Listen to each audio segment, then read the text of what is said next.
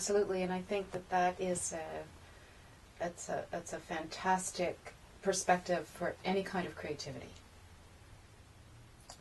That idea of but it takes trust too, doesn't it? That in yourself that you will recognize and be able to identify that those right moments as they surface.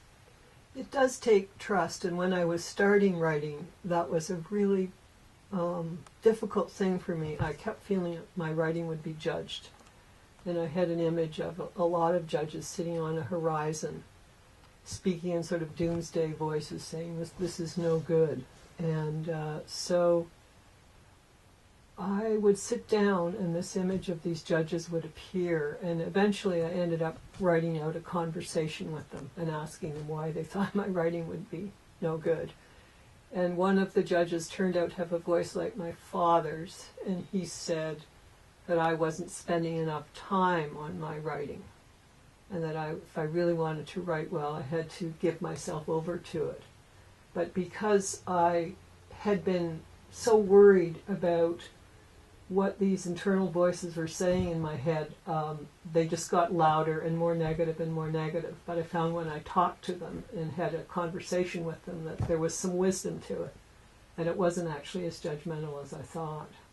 So that was the beginning of trusting, realizing that even in this, horrible vista of critics that sat on my shoulder, there was some gift there, I guess. And something that I could use, so I didn't really have to be as frightened about being judged or failing. You fail all the time when you write, and you also learn from the things that aren't working.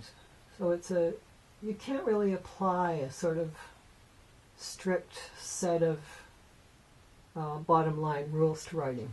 That whole way of looking at the world is counterproductive in terms of creativity, just what your point was originally, I think.